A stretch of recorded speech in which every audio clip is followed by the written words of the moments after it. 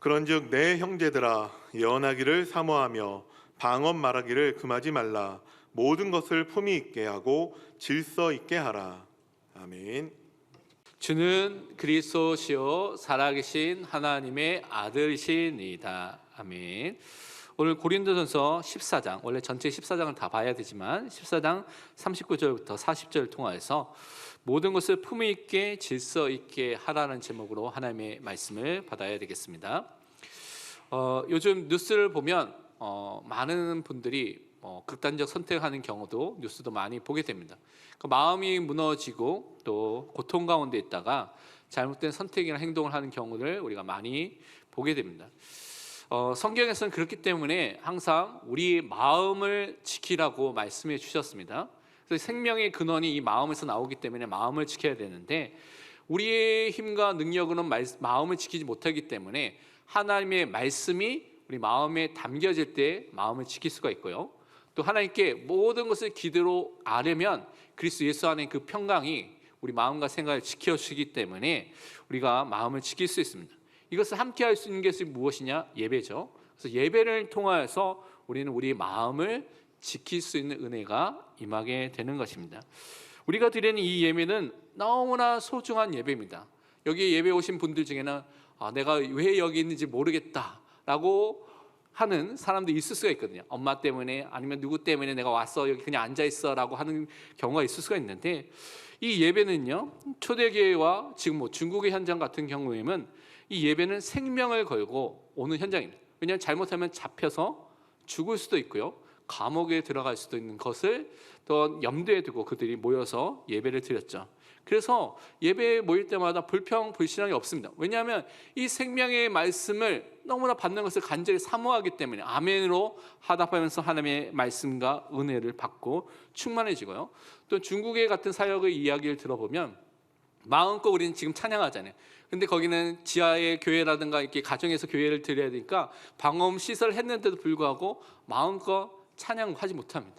그래서 소리를 죽여가면서 찬양하면서 하나님께 예배를 드려서 정말 하나님을 경배하는 그런 예배를 드린다는 이야기를 많이 간증으로 듣게 됐는데 우리가 드리는 이 예배가 너무나 소중한 예배입니다. 여러분 인생에 이 예배를 정말 마음을 담고 하나님 앞에 드리시길 바랍니다. 이 예배를 통해서 여러분의 은혜와 말씀을 받고 우리 현장에 가보면 주변의 사람들 우리 가족이나 친척이나 친구나 지인들 만나보면 많은 사람들이 우리와는 다른 상태 속에 있는 것을 보게 됩니다. 그것을 보면서 우리는요 그들을 놓고 기도하고 도와줘야 됩니다. 그래서 서론의 그 부분을 좀 우리가 봐야 되는데 죄로 인하여서요 전적 타락과 전적 부패 속에 있는 여러분 주변에 있는 사람들 보고요 그들을 위해서 기도하시기를 바랍니다. 우리는 우리의 눈으로 사람을 봐서는 안 됩니다. 우리의 눈으로 보면요 우리에게 잘해주는 사람은 좋은 사람이고요 나쁘게 하는 사람은 나쁜 사람으로 생각하겠죠. 그러니까 우리 기준으로 하면 잘못된 판단을 하는 경우가 많이 있습니다. 하나님께서 진단하고 계신 이 땅의 그 사람들의 상태, 죄인들의 상태를 성경대로 알고 성경대로 그들을 살려야 됩니다. 그래서 성경이 절대 기준이 되죠. 여러분의 생각과 아니면 현장의 상황과 상태가 기준이 돼서는 안 됩니다. 성경이 절대 기준이 돼서 여러분 다른 사람을 보고 그들을 진단하고 그들을 살펴볼 수 있는 사람이 돼야 되는 것이죠. 그러면 성경에서 이 세상을 어떻게 보고 있느냐? 호세아서 4장 1절과 2절은 이렇게 말씀하고 있습니다. 이스라엘 자손들아 여호와의 말씀을 들으라. 여호와께서 이 땅 주민과 논쟁하시나니 이 땅에는 이 세상에는 진실도 없고 인애도 없고 하나님을 아는 지식도 없고 오직 저주와 속임과 살인과 도둑질과 간음뿐이요 포악하여 피가 피를 뒤이음이라. 이 세상의 모습이 죄악으로 부패로 가득한 세상이라고 설명하고 있는 것이죠. 그래서 이 세상 속에서 사람들이 참된 진리도 모르고요 하나님의 영원한 사랑도 모르고요 하나님을 아는 진리와 지식이 없는 상태로 살고 있습니다. 그렇기 때문에 당연히 나오는 것이 저주와 남을 속이는 거짓말들과 남을 해치는 그런 살인과 도둑질하는 것과 간음과 포악하고 계속해서 보복하는 일밖에 일어나지 않는 것이 세상의 현장인 것이죠. 그러니까 이것들이 당연하게 모든 현장에 있는 것입니다. 지금 정치 현장을 보면 진보와 보수가 있죠. 여러분의 생각도 다 다르겠지만 저는 개인적으로 보면 진보와 보수에 다 장점도 있고 다 뭐 어느 부분에서 옳은 점도 있고 틀린 점이 다 있겠죠. 저는 근데 그 분들을 볼 때마다 근원적으로 모든 사람이 죄인이구나 라는 것이 항상 보여집니다. 진보인 사람도 죄인이고 보수라고 말하는 사람도 다 죄인이구나. 하나님 앞에 다 죄인이구나. 그래서 결국은 하나님의 은혜가 없으면 죄악된 행동을 할 수밖에 없는 상태에 있구나 라는 것을 보게 됩니다. 그러면 죄가 무엇입니까? 죄의 시작은 어떻다고 성경은 말하고 있습니까? 성경은 분명히 아담과 하와가 하나님 주신 그 언약의 말씀 안에 있을 때 하나님의 형상대로 모든 것을 정복하고 다스리며 하나님께 예배하고요, 하나님 주신 말씀대로 승리할 수밖에 없는 존재라고 성경은 원래 말씀하셨습니다. 근데 이 아담과 하와가 사단의 유혹의 말을 듣고 자기들이 자유의지로 선택하게 됐죠. 그래서 하나님의 말씀을 불신앙, 불순종하는 것을 선택하게 된 것입니다. 그래서 하나님을 거역하고 반역한 상태에 이르는 죄를 지게 되었습니다. 근데 이 모든 죄가 모든 사람에게 전달이 된 것이죠. 왜 그렇습니까? 아담이 우리의 인류의 대표가 되고요, 인류의 처음 조상이 됩니다. 그래서 아담 이후에 있는 모든 사람들은, 아담 안에 있는 모든 사람들은 죄책이라는 죄에 대한 형벌을 받을 수밖에 없고요, 도덕적으로 오염되고 부패된 상태 속에 태어날 수밖에 없는 죄인의 상태 속에 살고 있는 것입니다. 그래서 당연하게 하나님의 말씀을 적극적으로 거부하는 삶을 살고 있는 것이 죄인의 삶인 것입니다. 이 삶 속에 살면요, 전적 타락과 부패함, 지정의, 마음, 생각, 육신, 육체 모든 것들, 영혼까지 다 이 죄의 지배 아래에 있기 때문에 결국 불안과 두려움 속에 있을 수밖에 없습니다. 왜냐하면 죄로 인하여서 오게 되는 저주와 재앙과 진노, 죄에 대한 형벌들, 하나님과 분리되고 단절된 그 교제와 단련된 상태 속에 있기 때문에, 또 사단의 속박 아래 있기 때문에 그 속택 속에서, 형벌 속에서 두려워할 수밖에 없는 상태에 이르게 되는 것이죠. 예레미야서 6장 19절은 그래서 이렇게 말씀하고 있습니다. 땅이여 들으라, 내가 이 백성에게 재앙을 내리니 이것이 그들의 생각의 결과라. 그들이 내 말을 듣지 아니하며 내 율법을 거절하였음이니라. 정말 그들의 생각이 부패되고 죄악으로 가득한 죄성을 갖고 있는 생각이기 때문에 그 결과는 어떤 것입니까? 당연하게 하나님의 말씀을 듣지 않는 것입니다. 하나님의 율법을 거절하면서 살아가는 삶을 당연하게 올 수밖에 없는 것이죠. 그것이 죄성을 따라가고 살고 있는 사람들의 삶입니다. 그 죄성을 따라 살면 말씀, 성경이 중요하지 않아요. 자기 마음대로 살기 때문에 말씀을 읽지도 않고요, 말씀이 중요하지 않게 살아가게 되는 것입니다. 호세아서 4장 6절은 뭐라고 말씀하고 있습니까? 내 백성이 지식이 없으므로 망하느도다. 내가 지식을 버렸으니 나도 너를 버려 내 제사장이 되지 못하게 할 것이요, 내가 내 하나님의 율법을 잊었으니 나도 내 자녀들을 잊어버리리라. 하나님을 아는 지식이 없는 자들이라고 말하고 있죠. 왜냐? 이 제사장들, 하나님의 말씀을 받은 사람이 그 말씀을 전달하고 증거하는 일을 해야 되는데 그 제사장들이 가르쳐야 되는 그 말씀을 다 버렸다고 말하고 있습니다. 그리고 하나님의 율법을 다 잊어버렸다고 말하는 것이죠. 그래서 그들이 제사장의 역할을 하지 못하게 되고요, 그것으로 끝나는 것이 하나님 뭐라고 말했습니까? 내 자녀들도 하나님께서 잊어버리리라. 그 후대에게 분명하게 하나님의 심판이 임하게 될 것을 말씀하고 있는 것입니다.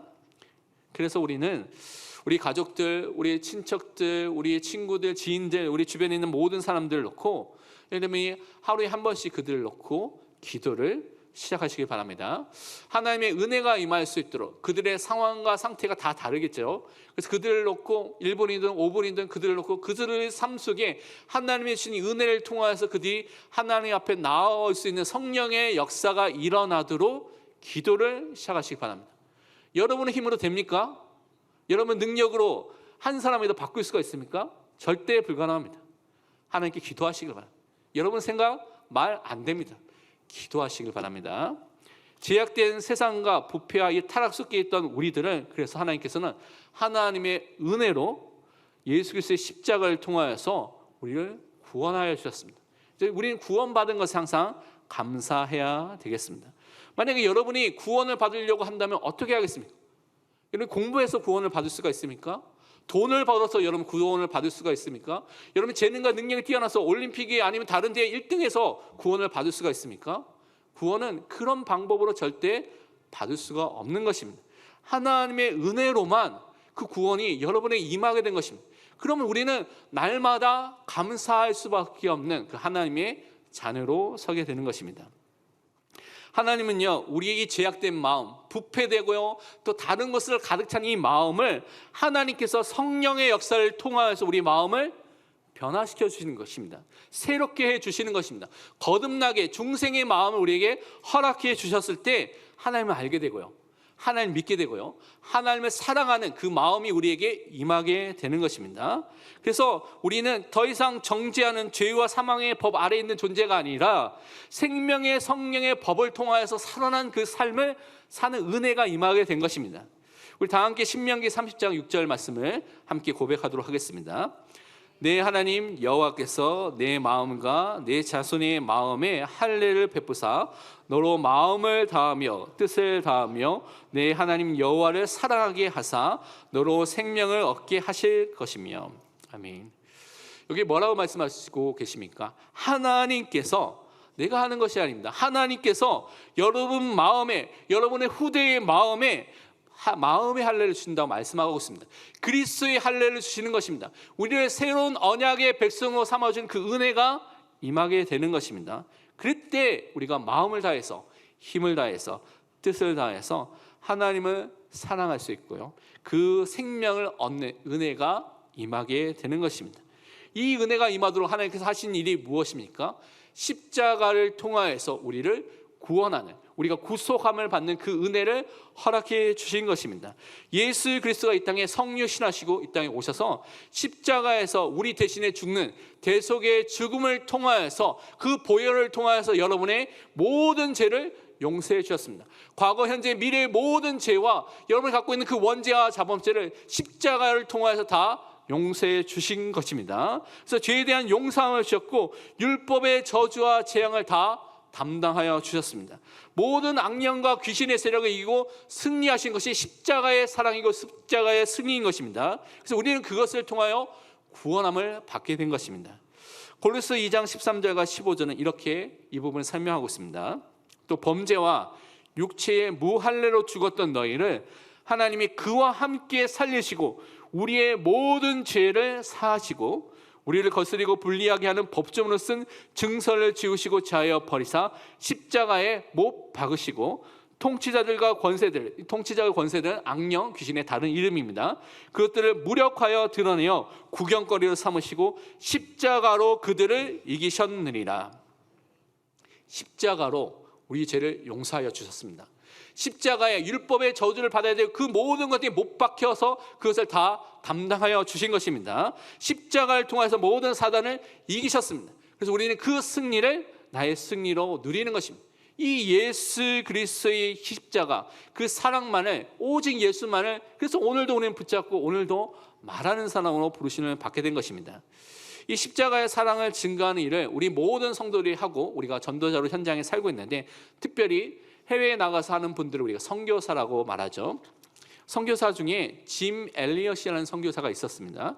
그 짐 엘리엇과 4명의 친구들이 우리가 어떻게 이 하나님의 일을 할까, 선교를 할까 고민하다가 그 현장에, 하나님이 원하시는 이 현장에 복음이 들어가지 않는 현장에 복음을 전해야 되겠다라고 기도하면서 남미의 에콰도르라는 나라가 있죠. 에콰도르에 정글이 있습니다. 근데 정글에 있는 것에 세상과 단절돼서 그 부족만이 살고 있는 것이 있었거든요. 그래서 적대적으로 서로 폭력적으로 살고 있었는 그 부족이 있었는데, 그 부족 중 하나가 아우카 부족이라는 부족이 있었습니다. 현재는 와오리나란이라는 부족으로 이름이 좀 바뀌었는데요. 이 아우카라는 부족에게 복음을 전해야 되겠다고 결심하게 됐습니다. 그런데 그 현장에 곧바로 들어갈 수 없으니까 그 비행기를 가지고 여러 가지 물품들을 떨어뜨리면서 이제 서서히 전도하는 것들을 시작한 것이죠. 그리고 또 확성기를 통하여서 우호적으로 친근한 메시지를 전달하면서 점점점 몇 년 동안 이들을 놓고 기도하고 준비하면서 이들에게 언어 문화를 존중하면서 이들을 전도하고 섬겨야겠다라고 준비하면서 들어가게 됐습니다. 근데 수년간 준비해서 들어가게 됐는데 1556년에 들어가면서 어떤 일이 일어나게 됐냐? 이 5명의 선교사가 아우카 부족의 사람들이 그들을 적대시해서 창으로 모두 찔려서 죽게 됐습니다. 순교하게 됐죠. 그래서 이 순교의 소식이 많은 사람들에게 증거되면서 많은 사람이 그것 때문에 다시 선교해야겠다, 선교사로 헌신하면서 선교하는 일들이 일어나게 됐습니다. 그런데 여러분의 남편과 여러분의 형제들이 이 부족에 의해서 죽었다면 여러분은 어떻게 하겠습니까? 많은 사람은 너무나 상심해서, 낙심해서, 아니 트라우마 때문에, 그것 때문에 어렵고 괴로움 속에 살고 있겠죠. 그런데 이 짐 엘리엇의 아내였던 엘리자베스 엘리엇과 순교한 사람 중에 네이트 세인트라는 사람인데, 그 사람의 누나 레이첼 세인트가 이들을 다 용서하고 이들이 직접 가서 그 현장에, 아우카 부족의 현장에 들어가서 복음을 증거하기 시작했습니다. 우리의 능력으로, 우리 생각은 도저히 이해가 안 되죠. 우리 남편을 죽인 사람은 어떻게 가서 복음을 전합니까? 우리 형제를 죽인 사람은 어떻게 복음을 전합니까? 그건 우리의 생각이죠. 그런데 이들에게 이 십자가의 사랑, 그리스도의 사랑이 임하여서 이것이 가능하게 된 것입니다. 그래서 남편과 오빠를 죽였던 부족들이 대부분이 돌아오게 역사가 일어나게 된 것입니다. 짐 엘리엇이라는 그 선교사의 일대기에 대한 그 책이 많이 나와 있거든요. 여러분 읽어보시면 될 텐데, 짐 엘리엇의 일기 중에 어떤 부분이 있냐면 이렇게 되어 있습니다. 영원한 것을 얻기 위해 영원할 수 없는 것을 버린 자는 바보가 아니다 라고 기록하고 있습니다. 이 영원한 하나님 나라와 이 복음을 위해서 영원하지 않는 것들, 세상의 돈과 목숨과 이런 것들은 다 드릴 수 있다라고 고백을 하게 된 것이죠. 그래서 우리는 영원한 것을 소망하는 마음을 가지고 하나님 앞에 설 수 있도록 기도하시고, 예배가 그런 예배가 될 수 있도록 기도하시길 바랍니다. 이렇게 구원받은 하나님의 자녀는 이렇게 하나님께 예배할 수 있는 은혜 속에 함께 모여서 예배를 드리고 있습니다. 그런데 이 예배를 드리는 모든 사람들이 하나님께서 주시는, 성령이 주시는 은사를 통하여서 교회를 섬기고요, 교회를 세울 수 있는 사람으로 여러분 각자를 불러주신 것입니다. 그래서 오늘 본문이 계속해서 그 부분을 연결해서 말합니다. 12장, 13장, 14장이 사실 은사에 대한 부분이 연결해서 설명하고 있는데요, 본문 말씀은 사랑으로서 모든 은사를 행해야 된다는 그 흐름 속에서 우리가 예언과 방언의 예를 통하여서 우리가 어떻게 은사를 행해야 되냐, 질서 있게, 품위 있게 교회를 세우기 위해서 모든 은사를 사용해야 된다는 것을 우리에게 말씀하고 있습니다. 교회의 덕을 세우기 위해서. 그래서 여러분이 이번 주간에 고린도전서 14장 말씀 앞에 부분을 여러분 읽지 않았는데 한번 읽어보시기 바랍니다. 그리고 39절 40절이 사실은 이 모든 것을 요약하는 결론의 말씀이기 때문에 이 말씀대로 우리가 응답받도록 기도해야 되겠습니다. 첫 번째 우리가 생각해야 될 것이 예언과 방언의 역할에 대해서 앞부분에 쭉 많은 부분을 설명하고 있습니다. 첫 번째, 이 방언은요, 개인을 위한 은사로서 방언이라는 것을 설명하고 있습니다. 오늘 읽지 않았는데 2절 말씀, 우리 고린도전서 14장 2절 말씀 함께 읽도록 하겠습니다. 방언을 말하는 자는 사람에게 하지 아니하고 하나님께 하나니 이는 알아듣는 자가 없고 영으로 비밀을 말함이라. 아멘. 이 본문에서 나오는 방언은 사도행전 2장에서 나오는 방언과는 다릅니다. 사도행전 2장에서는 15개 나라의 언어로서, 다른 나라의 언어로서 그들에게 말해서 그들이 그 언어를 듣고 복을 받고 하나님께 돌아올 수 있는 그 다른 나라의 언어를 말하는 방언이었고요, 오늘 고린도전서 14장에서 말하는 것은 영으로 비밀이 말하는 천상의 언어라고 할 수 있는 그 언어로 말하는 방언을 말하는 것입니다. 그래서 방언의 종류가 다른 것이죠. 오늘 오후 예배 때는 우리 선교사님이 와서 말씀을 전해 주시는데 성경 번역 선교사입니다. 그래서 성경 번역을 위해서 대학교도 언어학교를 가고요, 또 신학교를 나오고요, 캐나다에서 또 언어대학원을 나와서 그것을 준비해서 성경 번역 선교회에서 훈련받고 그래서 성경 번역을 지금까지 몇십 년 동안 해오신 분입니다. 제 또 대학의 선배이기도 하고요. 그래서 중요한 또한 하나님의 말씀을 어떻게 전달하는 그 중요한 이야기를 하기 때문에 여러분이 오후 예배에 꼭 참여해 주시고, 보안상 현장에 참여하는 분들과 라이브 스트림만 있고요, 그 다음에 영상을 올리지 않습니다. 라이브 스트림도 올리지 않습니다. 그래서 현장에 참여해야지만, 아니면 라이브로 들어야지만 여러분이 그 말씀을 드릴 수 있습니다. 이렇게 하여튼 우리가 이렇게 하나님의 말씀 속에 들어가야 되는데, 이 방언은 다른 나라의 언어가 아니라 천상의 언어라고 말씀드렸죠. 그래서 하나님께서 개인이 그 영혼으로 통하여서 비밀이 하나님께 대화하고 말하는 것이라고 오늘 2절에 말하고 있습니다. 그래서 알아듣는 자가 있냐? 방언에 통역하는 사람이 없으면 알아들을 수가 없다고 말씀하고 있는 것이죠. 그래서 4절의 전반부에 보면 이 방언은 뭡니까? 자기 덕을 세우는 것입니다. 그러니까 자기에게는 유익하고 자기에게는 필요한 것이죠. 그래서 개인적으로는 얼마든지 여러분은 방언으로 기도할 수가 있는 것입니다. 그런데 방언이요, 이 개인적인 기도를 넘어서 이게 함께 모여 있는 공동의 예배, 공적인 예배 현장에서 이 방언이 들려지려고 하면 어떻게 해야 됩니까? 반드시 통역하는 사람이 있을 때만 그 방언을 해야 된다는 것입니다. 근데 그것을 하지 않으면 안 된다는 것이죠. 제가 대학 때 어떤 일이 있었냐면, 제가 대학 때 어떤 모임에 가게 됐습니다. 그래서 그 모임에는 각 선교 단체의 회장들하고 또 각 교회에서 그 대학에 또 대학부 모임이 있어가지고 그 모임의 회장들이 모이게 되는 그런 모임에 잠깐 가게 됐는데, 그 모임에서 이제 각계에서 이야기하면서 이제 기도하고 찬양하는 시간이 있었습니다. 근데 그 중에 모 교회, 지금도 굉장히 크고요, 성령 운동으로 굉장히 유명한 교회에 그 대학부 회장이 여자 회장이었는데, 그래서 이 여자 회장이 기도할 때 방언으로 기도하기 시작하더라고요. 그래서 방언으로 기도할 수 있지 하는데, 찬양할 때 근데 찬양도 방언으로 막 방언으로 찬양을 하더라고요. 그래서 굉장히 생소한 경험을 그때 하게 됐는데, 기도하는 사람들 많이 봤지만 방언으로 찬양하는 사람 그때 처음 보게 됐는데요. 근데 이게 예배 때도 이렇게 나와가지고 제가 이렇게 말을 해야 되는데 샬라샬라샬라 하면 어떻게 됐습니까? 여러분 하나도 못 알아듣겠죠, 그렇죠? 그러니까 이 방언이라는 것이 공적인 예배에서는 통역하는 사람이 없으면 그것을 하지 않는 것이 교회 질서에, 교회를 세우는데 덕이 된다고 말씀해 주는 것입니다. 왜냐하면 하나님의 말씀을 가르치는 은사와 비교하면 유익이 없다는 것을 5절과 6절에 말하는 것이죠. 그래서 그 교회 덕을 세우지 못하기 때문에 그것이 예언이나 가르치는 것에 대비하면 너에게 무엇이 유익하냐고 5절과 6절에 말하고 있는 것입니다.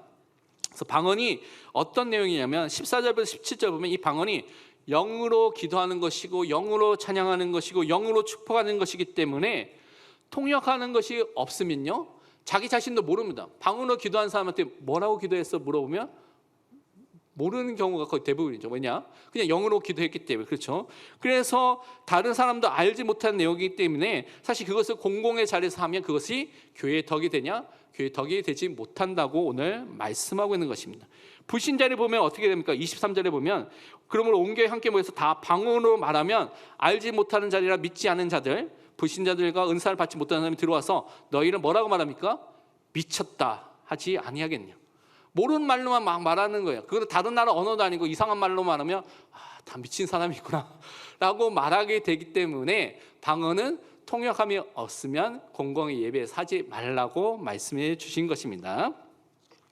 고린도전서 13장 1절에 그래서 말하기를 내가 사람의 방언과 천사의 말을 할지라도 사랑이 없으면 소리나는 구리와 울리는 꽹가리가 되고라고 먼저 미리 말씀하고 있죠.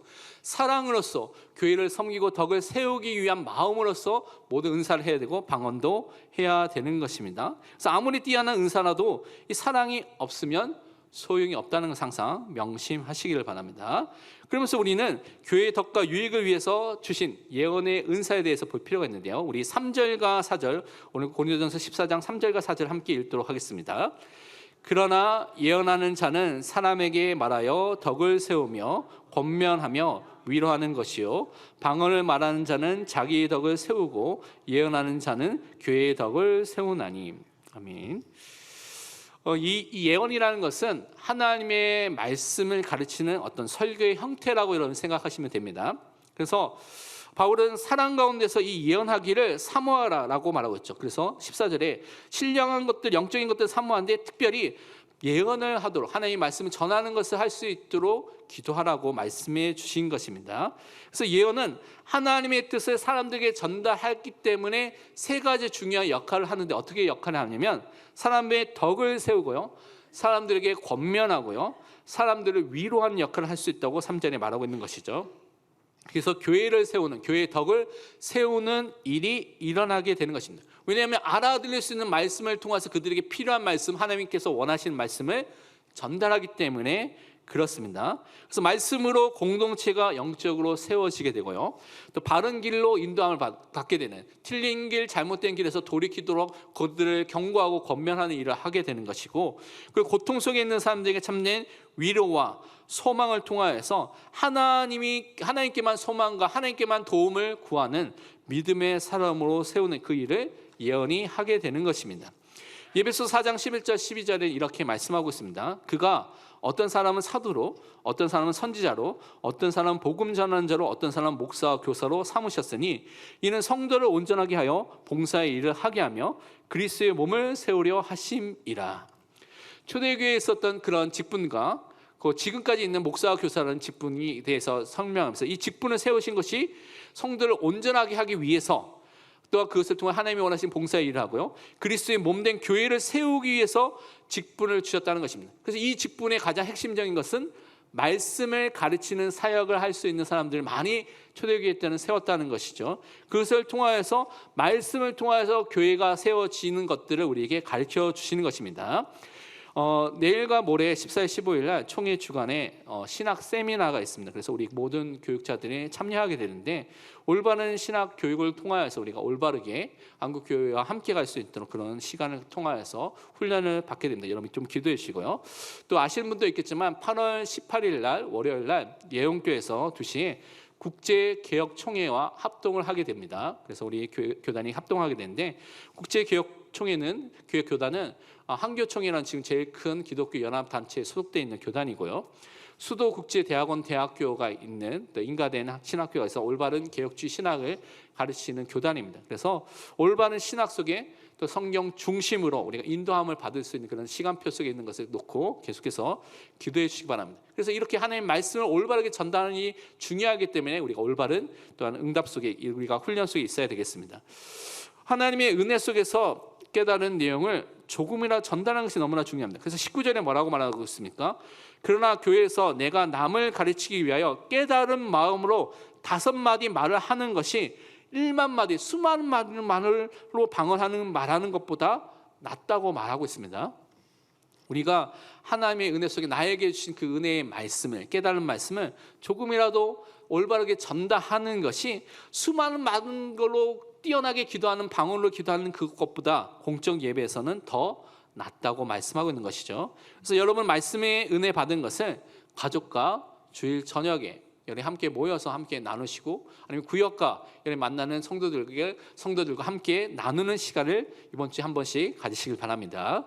특별히 말씀을 증거하는 일을 통하여서 믿지 않는 자들, 또 성령의 은사를 받지 못한 사람들이 돌아오게 되는 것들을 말씀하고 있습니다. 24절과 20절을 보면 그들이여 모든 사람에게 책망을 들으며 모든 사람에게 판단을 받고 그 마음에 숨은 인들이 일어나서 결국 어떻게 해요?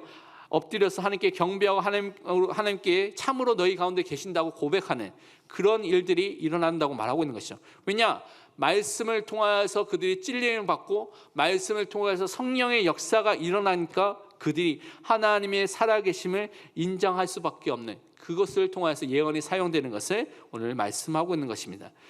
이사야서 45장 14절은 그래서 이렇게 말씀하고 있습니다. 여호와께서 이같이 말씀하시되 애굽의 소득과 구스가 무역한 것과 스바의 장대한 남자들이 내게로 건너와서 내게 속할 것이요 그들이 너를 따를 것이라. 사슬에 매여 건너와서 내게 굴복하고 간구하기를 하나님이 과연 내게 계시고 그 외에는 다른 하나님이 없다 하리라 하시니라. 불신자들이 우리를 볼 때 하나님이 함께 하시구나, 우리 말씀을 전하는 것을 통해서 찔림을 받아서 하나님이 너희 가운데 함께 계시다라고 고백할 수밖에 없는, 인정할 수밖에 없는 그 은혜가 분명히 임하게 될 줄 믿습니다. 두 번째, 그래서 우리는 모든 은사를 품위 있게 질서 있게 사용해야 되겠습니다. 왜냐하면 우리가 믿는 하나님은요 질서와 화평의 하나님이기 때문에 그 질서를 따라서 행하는 것입니다. 오늘 33절과 40절 말씀을, 본문 말씀을 읽도록 하겠습니다. 33절 말씀을 먼저 읽도록 하겠습니다. 하나님은 무질서의 하나님이 아니시오 오직 화평의 하나님이시니라. 모든 성도가 교회에서 함과 같이. 그러면 40절 읽겠습니다. 모든 것을 품위 있게 하고 질서 있게 하라. 아멘.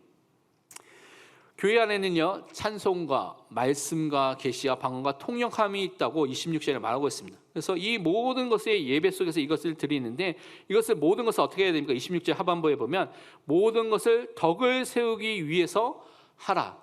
교회의 덕을 세우고요 성도를 세우기 위해서 모든 은사는 사용하는 것이라고 계속 반복해서 바울은 우리에게 증거하고 있습니다. 그것이 예배의 원칙이고 기준이죠. 사랑으로 행하고 성도의 덕과 교회를 세우기 위해서 행하라 라고 말씀해 주신 것입니다. 근데 이 방언은요, 그냥 마음대로 하는 것이 아니라 세 사람이 할 수가 있는데 순서를 따라서 하는 것이고요.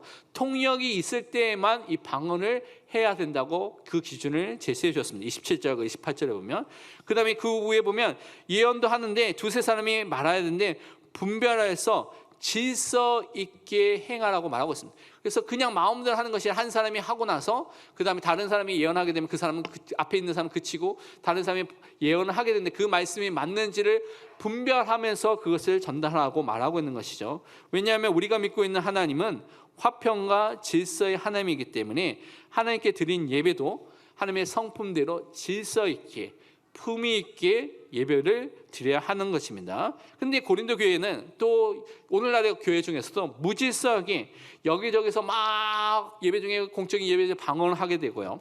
또 예언한다고 해서 여기서 이 사람도 예언하고 이 사람도 일어나서 수많은 사람이 얘기하니까 어떤 말을 들어야 할지 모릅니다. 어떤 게 하나님의 말씀인지 모르는 것이죠. 그러니까 질서 있게 하나님의 말씀을 듣는 그 하나님에 집중하는 그 은혜를 우리에게 주시는 것입니다. 골로새 2장 5절에 말씀하기를 이는 내가 육신으로 떠나 있으나 성령으로는 너희와 함께 있어 너희가 질서 있게 행함과 그리스도를 믿는 너희 믿음이 굳건한 것을 기쁘게 봄이라 라고 말하고 있습니다. 질서 있게 교회에서 예배를 드리는 것을 회복해야 되겠습니다. 34절에 보면 이렇게 말하고 있습니다. 여자는 교회에서 잠잠하라 라고 말하고 있는 것이죠. 이 말씀은 논쟁되는 구절인데 이것을 어떻게 해석하느냐가 이제 크게 두 가지로 나눠지게 됩니다. 보완주의 입장은 이게 보수적인 입장이고 뭐 교단을 따지자면 합동총회나 아니 고신총회의 사람들이 그런 견해인데요. 이것은 뭐냐면 창조의 질서를 따라 하나님께서 남자를 먼저 만드시고 여자를 그 다음에 만드시고 남자를 가정에 머리를 세우시고 여자를 그 다음에 가정에 또 구성원으로 만드신 것처럼 이렇게 이 가정과 교회의 권위를 남자에게 주신 것으로 해석하고 있습니다. 그래서 여성 안수나 교회에서 여성의 가르침을 반대하는 입장이 이런 입장입니다.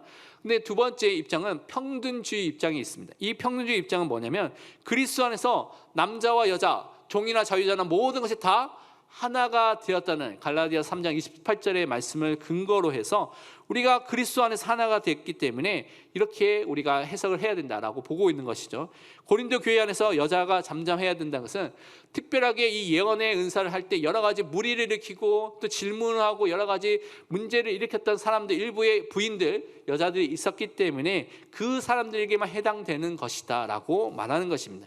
그래서 초대교회에 또 있었던 또 예수님 당시에 있었던 안나 선지자라든가 브리스길라 같은 경우는 아볼로를 가르치기도 했죠. 그런 것을 통하여서 또 드보라 선지자도 있었고 그런 사사도 있었고 그런 예를 통하여서 하나님께서 또 여성 안수와 가르침에 대해서는 찬성하는 것으로 말하는 것입니다. 여러 가지 이제 입장이 있는 것이죠. 근데 우리는 항상 기억하시기 질서와 화평의 하나님을 따라서 교회를 세우는데 모든 사람들 하나님께서 사용하십니다. 남자와 여자를 함께 사용하시고요. 하나님이 역사하시도록 사용하시는 것입니다. 근데 가장 중요한 원리는 뭐냐면 교회의 머리가 누가 되어야 되냐면 그리스도가 되어야 됩니다. 그리스도가 머리 되고 주인과 왕이 되도록 우리가 인도함을 받는 것이 가장 중요한 원리입니다. 그것을 따라서 우리가 순종해야 되겠습니다. 그러면서 우리는 39절에 보면 이렇게 되어 있습니다. 그런즉 내 형제들아 예언을 하기를 사모하며 방언 말하기를 금하지 말라. 예수 그리스도의 영광을 드러내고요. 그리스도의 몸된 교회가 하나가 되도록 모든 은사를 여러분 가진 것을 사용하시길 바랍니다. 우리가 가진 특별한 은사와 재능이 있으면 사람들이 어떻게 해요? 그것을 통해서 나를 좀 드러내려고 하고요. 나를 높이려고 하는 것들이 너무나 많이 나타날 수가 있습니다. 그것이 우리가 그렇게 연약한 인간인 것을 말하고 있는 것이죠. 그러니까 자기 것, 자기 자랑하는 사람이 너무나 많이 있는 것을 보게 됩니다. 그런데 성경은 우리를 하나님만을 자랑하고요. 예수 그리스도의 십자가만을 자랑하는 사람을 우리를 부르셨다고 말씀하고 있습니다. 하나님과 하나님의 성품을 알고 그것을 자랑하는 사람을 항상 서시길 바랍니다.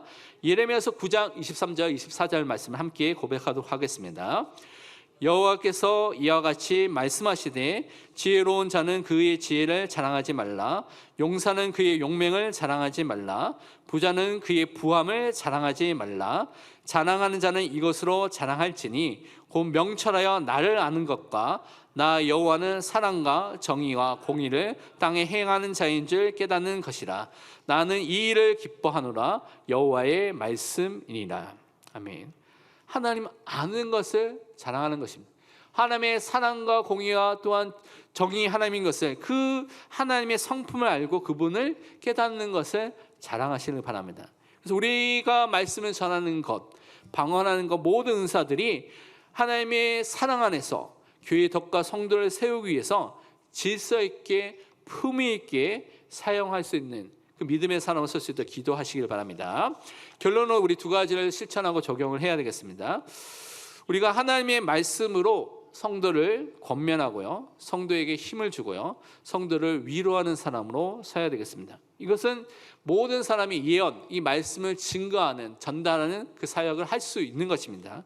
데살로니가전서 5장 14절에 말씀하기를 또 형제들아 너희를 권면하노니 게으른 자들은 권계하여 마음이 약한 자들을 격려하고 힘이 없는 자들을 붙들어주며 모든 사람에게 오래 참으라 라고 말씀하고 있습니다. 그래서 우리가 정 말씀으로 사람들을 권면하고요, 경고하고요, 그 사람들에게 위로하고 힘을 주면서 말씀을 통해서 모든 사람을 살리는 사람으로 서시기를 바랍니다. 두 번째로 우리 정교인 수련인 그 사랑 축제와 여러분 성경학교 수련회 때 하나님의 말씀을 듣고 살아날 수 있도록 기도하시길 바랍니다. 이사야서 55장 3절, 이사야서 지난주에 읽었죠. 그때 많이 반복해서 나온 단어 중에 하나가 이 단어입니다. 너희는 귀를 기울이고 내게로 나와 들으라. 그리하면 너희 영혼이 살리라. 내가 너희를 위하여 영원한 언약을 맺으리니 곧 다윗에게 허락한 확실한 은혜이니라. 영원한 언약, 예수 그리스도의 언약을 통하여서 우리는 살게 되었습니다. 우리가 그래서 그리스도의 복음에 귀를 기울일 때 우리 자신이 살아나게 되는 것을 항상 믿으시길 바랍니다. 그래서 이런 수련을 통해서, 성경을 통해서 말씀과 성령의 역사가 일어나도록 기도하시길 바랍니다. 우리 함께 강단 기도 제목과 기도하고 제가 마치는 기도하겠습니다. 우리 지정의 영혼 육체 마음이 모두 전인들이 부패해서 죄악 가운데 있었는데 하나님의 은혜 가운데 예수 그리스도를 주로 믿고 하나님의 자녀가 되는 은혜가 임하였습니다. 그 은혜에 감사하고 그 은혜 속에 없는 사람들이 그 은혜가 임할 수 있도록 기도하시고요. 우리에게 주신 예언과 방언과 모든 은사들이 교회 덕을 세우고 형제자매를 세우고 질서 있게 사용돼서 그리스도 사는 교회가 하나 되는 든든히 세워진 은혜가 임할 수 있도록 기도해야 되겠습니다. 함께 합심해서 기도하겠습니다. 기도하겠습니다. 하나님 감사합니다. 우리를 구원하시며 모든 죄악 속에서 회개하며 그리스도의 은혜를 통하여서 그 보혈을 통하여서 죄를 용서하여 주시고 하나님의 자녀로 삼아주신 그 은혜에 너무나 감사드립니다. 우리 주변에 있는 아직도 예수 그리스도를 믿지 않는 많은 분들에게 이 은혜가 임할 수 있도록 역사하여 주옵소서. 우리가 정말 우리에게 주신 많은 은사들을 교회의 덕을 세우기 위해서 또한 모든 성도를 세우기 위해서 공정하게 올바르게 품위 있게 질서 있게 사용하게 하시고 교회의 예배를 통하여서 하나님께 영광 돌리게 하시며 우리가 덕을 통하여서 또 격려와 힘을 얻고 또 올바르게 세워질 수밖에 없는 믿음이 회복되게 하여 주옵소서. 그래서 하나님께 영광 돌리는 참된 전도자가 되게 하여 주옵소서. 감사드리며 살아계신 예수 그리스도의 이름으로 기도합니다. 아멘.